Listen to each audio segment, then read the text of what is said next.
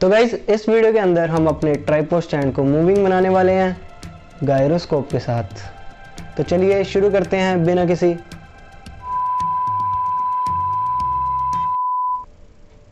शुरू करते हैं।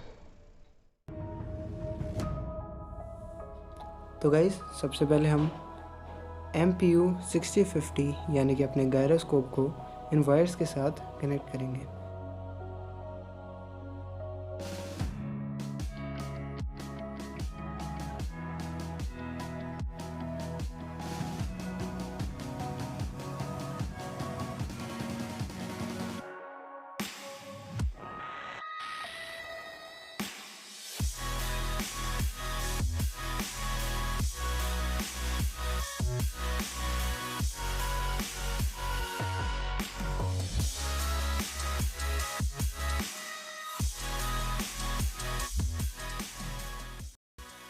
तो गाइस L298N और Arduino Uno के कनेक्शंस आपको डिस्क्रिप्शन के अंदर मिल जाएंगे।